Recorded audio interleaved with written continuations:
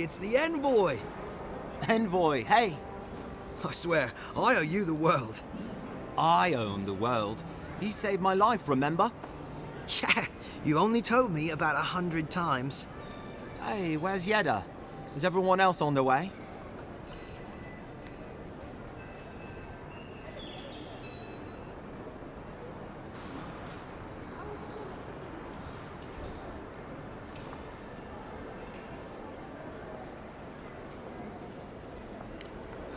No. Oh, God. They didn't make it, Offric. But you saved Cadman. You couldn't save them? Or you didn't try? What happened?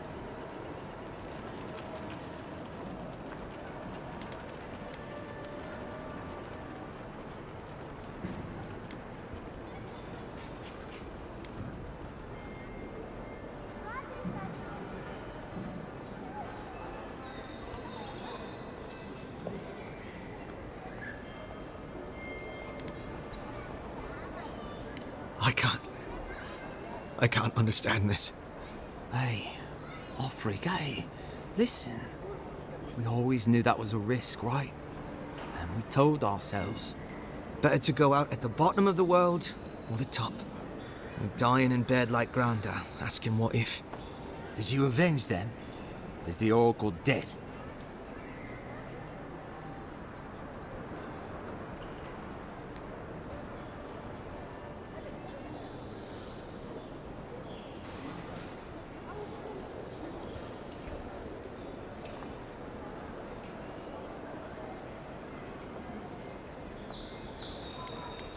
You know what? Don't ask. At least they got justice. And I got my brother back. Don't be a baby. You would have been fine without me. What I mean to say is, we're grateful, Envoy.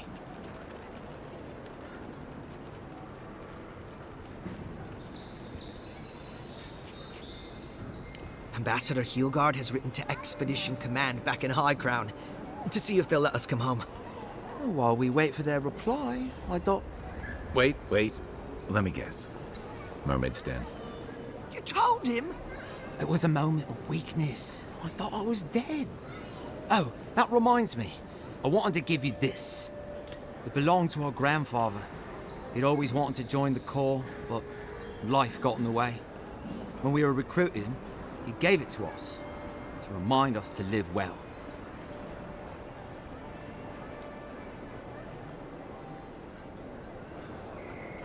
We take turns.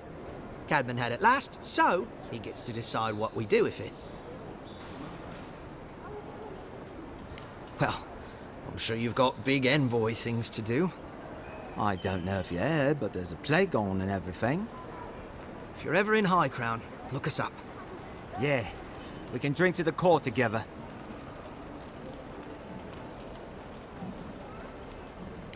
I wish things had turned out better for the rest of their crew, but I'm glad they made it. One of them may even get a happy ending.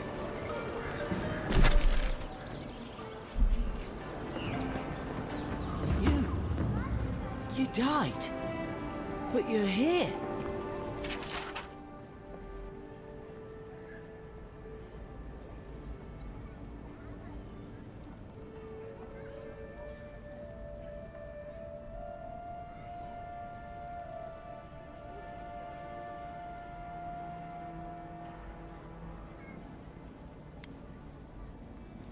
Gods, am I glad to see you.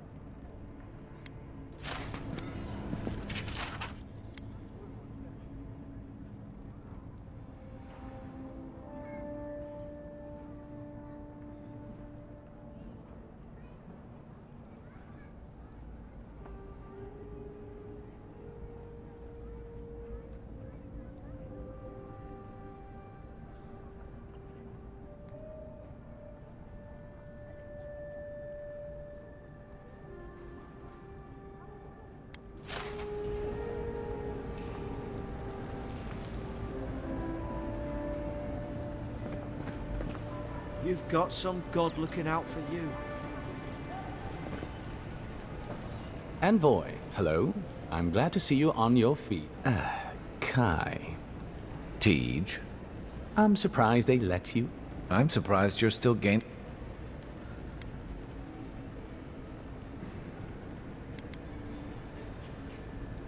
I didn't mean anything by it, Envoy.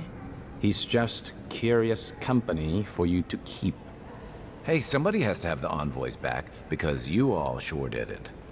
No one expected the Envoy to get assassinated. Exactly.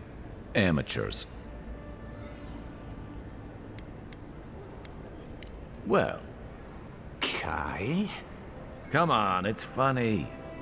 Tej caused a ruckus last time he was slumming it at the Ballarrock. You were trying to kill a man, if I remember right. I had to put you outside. You threw me into the canal. You lived. That water's filthy. I had the runs for 3 days. Gods, Tej. The envoy doesn't need to know that.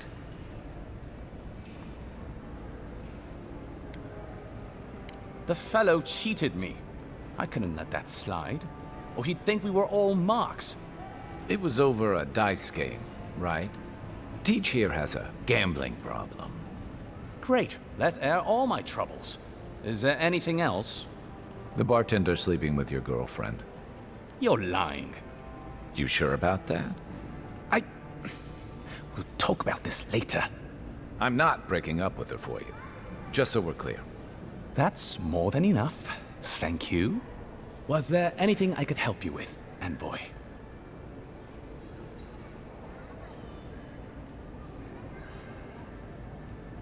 The 7-foot-tall Almawa with biceps the size of my head? No, I am not. Flatterer. You know I'm barely over 6.5. At your leisure, Envoy. I'll be here if you need. How can I... What would you... If you're looking for a particular year, the first thing you should know about Paradise is... And though it might be considered a distant backwater by the rest of the world, this city is... As for who calls this place home, I suspect you could find a Hey, come on. You're gonna give the envoy the wrong idea. You know. Oh. As far as I can tell, Paradise has been this way since it's... If nothing else, this city is a reflection of the countless... Depends on who you ask. Ambassador Heelgard will tell you that our remit here is to establish a secure and orderly environment from which to engage in trade. Inquisitor Liudwin will tell you we're here to break the frontier. So, which is it?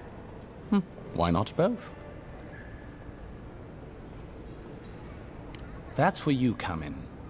Whether you find your desires aligning with the ambassadors or the inquisitors, neither can succeed until the Dream Scourge is ended. We are only beginning to see its effects here in Dawnshore, but the closer to the center of the island you go, the worse it gets. That bear you and the ambassador encountered in the Strangle Route isn't even the worst of it, and the tide of this soul plague is rising higher every day. Look, for all that I complain about this backwater, there are good people here. Same as anywhere else. People who want to be able to walk to the market in the morning for their bread and eggs and know they won't be mugged. People who like it when the mail comes on time, and their skates are made from real copper, and their neighborhood peeping Tom ends up in the stocks. Those people, good and honest people, who pay their debts and honor their contracts and remember to thank the gods. They like us a lot. The Resistance, as such, are largely a group of misfits and criminals, and they take out loans with small Adheran banking houses and do not pay them, then assault the bankers who attempt to collect. They agree to contracts with families in Adir seeking homes, and when their ships arrive, promptly abandon them. When we levy a small tax to fund the repair of city roads, they set our counting house on fire. And when our fishermen return to port, they board their ships. That's certainly one way to characterize them. It's not exactly wrong, but... For decades, people like them ruled this city through fear. We imposed order. You, unfortunately... By all means... There's a lot of ground to cover. Ah, the age-old Adir is, naturally. And were we at the Cartographers Guild in High Crown, I could show you on one of the... As it is, we must make do. The Living Lands are located in the far north. Adir is southwest of the Living Lands, situated along the... The Living Lands are more arid than Adir, and the island is more prone to storms. But its many deep valleys protect the various townships from the worst of the weather. Topographically speaking, the Living Lands are a place of extremes. Deep inland, mountains rise high enough to rival those of the White March, blanketed year-round in snow. While east of the volcano of Mount Forja is an acid sea that sinks far below the level of the ocean. The lands between them are riven with deep clefts in the earth and isolated by wastelands of sun-baked sand dunes.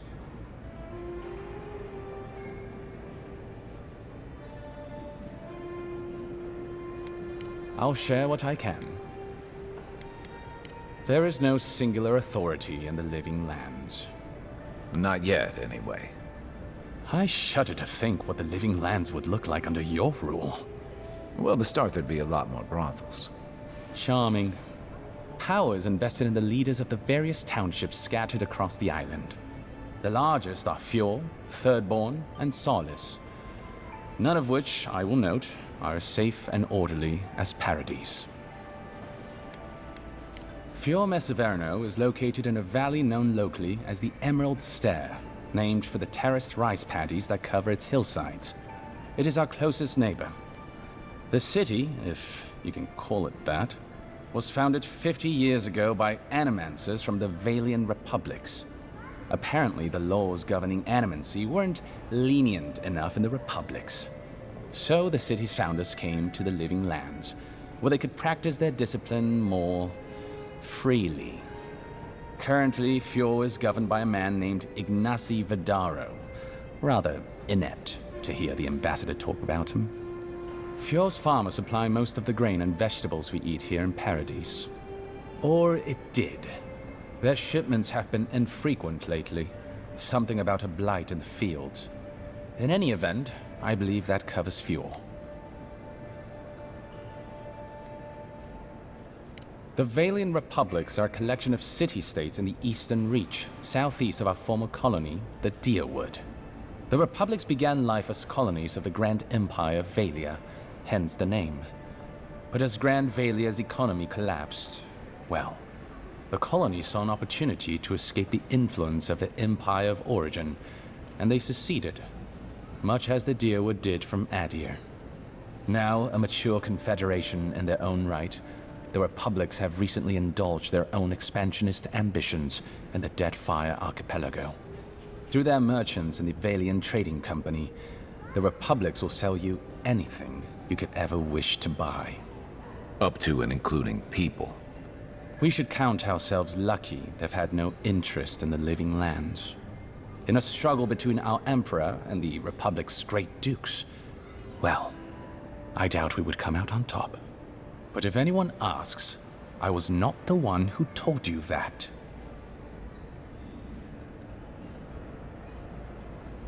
Everything you need to know about Thirdborn is in its name.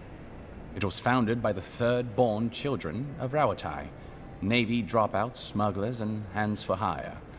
Almawa and Orleans, mostly. Home, sweet home. You're free to go back any time you like. I like my current circumstances just fine, thanks. They are a people, in short, who couldn't cut it in the civilized world, and had to make room on the margins. Unfortunately, they are currently besieged by the Dream Scourge. We have sent some troops to lend what help we can, and the mayor, Temerity, was appropriately grateful, but I don't know how long they'll hold out. Rawatai is one of the old empires, every bit as storied as Grand Valia, or our native Adir. If Adir is to the southwest of the Living Lands, Rawatai is to the southeast. And unlike our home, their small continent is racked by terrible storms. This is due, or rather, was due, to the island's proximity to Andra's mortar. the unending super hurricane that once hid the ancient city of Ukaizo. Rawatai is largely peopled by Aumaua, descended from those who fled the Deadfire Archipelago centuries ago, when Andra pulled the moon, Ioni Brather, into the sea. They are an aggressive, militant culture, and personally I find their obsession with gunpowder rather quaint. They are also our chief rivals on the world stage. I don't think they see it that way. No? Well, as far as Navy brass is concerned, Adir doesn't really rate. Now you're just making things up. Sorry to be the bearer of bad news, but we don't think about you at all. Solace is, what is there to say, really? Yeah, they tend to have that effect on people. The trouble is, I don't know much about Solace. Nobody does. They are an isolationist community of Pogrunan dwarves who live in the forbidding ways of Galawain's tusks. They don't let outsiders into their lands, and they don't let their people out of them. Some folks get out from time to time, but they can't ever go back. And the ones who survive aren't eager to talk about their experiences. People aside, the land itself is incredibly hostile. The island's volcano, Mount Forja, rests at the heart of the region, and it's recently become active. Half the land is lava rock, and the other half is, well, literally lava. I don't know why anyone lives there. I have to assume they're all insane. You have no idea.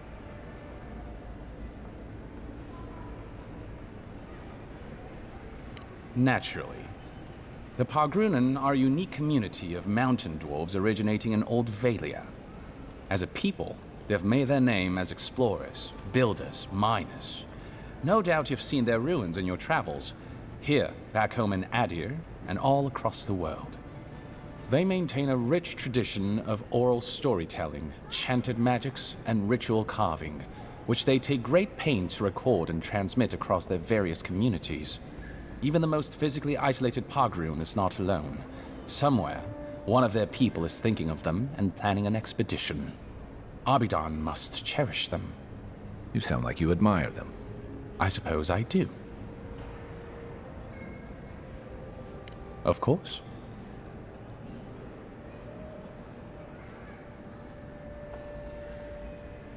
Consider yourself lucky. Inquisitor Ludwine is the commander of the Steel Garrote in Paradise. Will you but she doesn't keep it so much as prosecute it. She's also a veteran of the Steel Garrote's campaign in the Deadfire. She's a Death Guard. Well, that... I don't know what happened to her there, but I suppose Wodika wasn't done. I only met her once. She was a mid-level member of the Steel Garrote then, chasing Oathbreakers who'd fled Adiran law. She'd come back to the Imperial Archives to borrow a map to a place called... I remember she was furious because the map was quite poor. She worried about finding the place, about properly executing her duty to her god. She wanted, I think, to do a good job. So, while clearly she has changed, in some sense, I'd say she's much the same. Death Guards are surpassingly rare.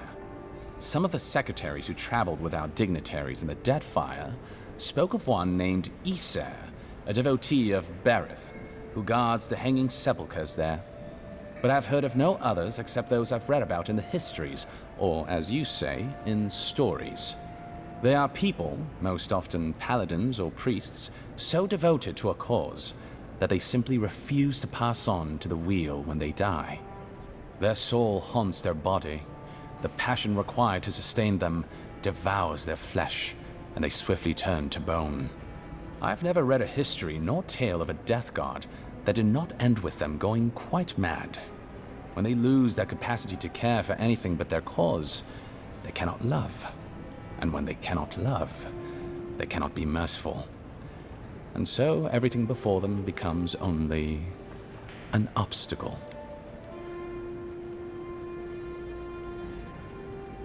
Think upon your promises. That's the litany of the Steel Garrote. usually said right before they kill you. They're an order of paladins born and bred in Adir, though their remit is simple but comprehensive. In practice, that has historically meant contracts.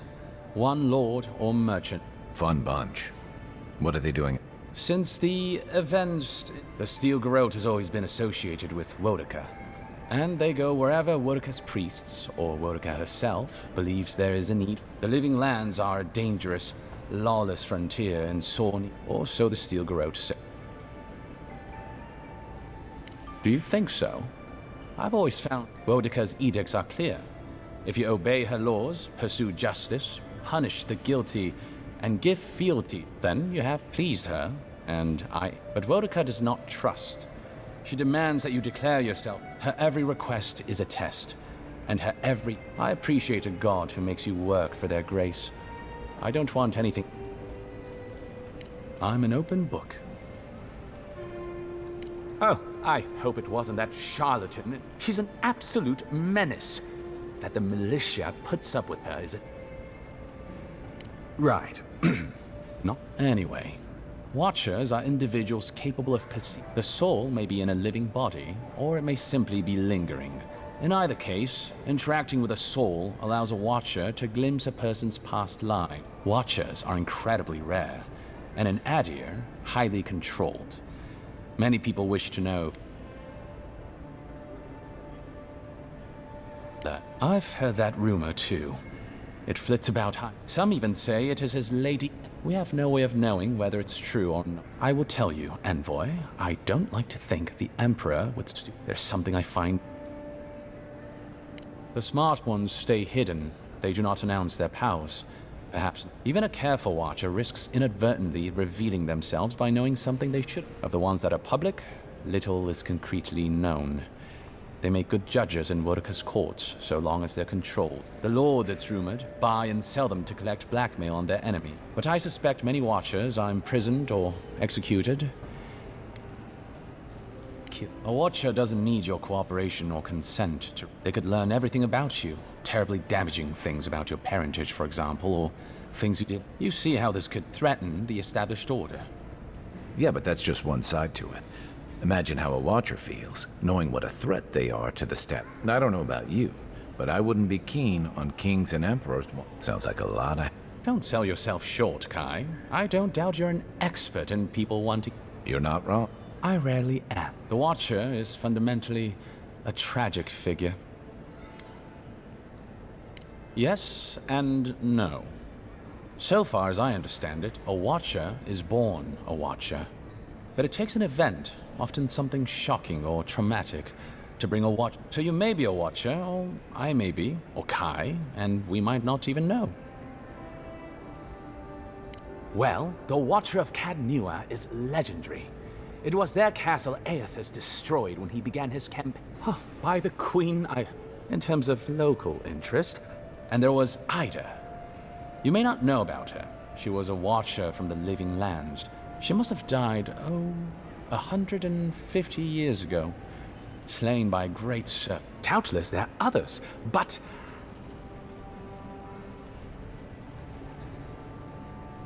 Of course. Well, you'll notice I'm nearly always here. He wouldn't say, but I believe he relied on the Claviger. And without the Claviger's steady hand at the rudder, the ambassador's struggling just to bail water. Claviger Aemon might have tolerated a little more chaos than the ambassador liked, but he kept this... He's not someone you can easily replace, and not with... It's a difficult job. The pressure sometimes gets the better of him. But better him than me. He doesn't know what to do. You know, in our first days here, he'd often walk to the end. The work was done, the embassy was closed, and he'd still be wearing, and he'd just stare.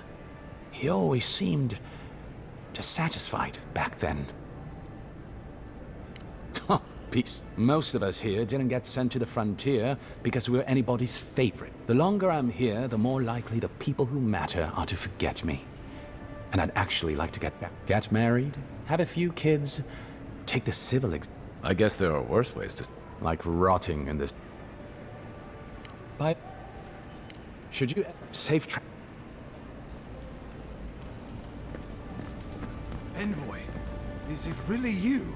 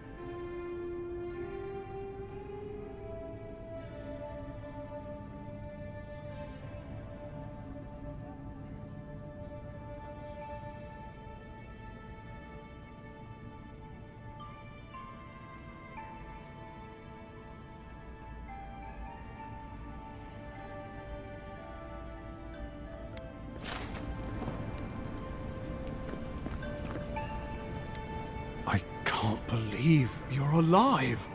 When they dragged you to Livion, how do you feel?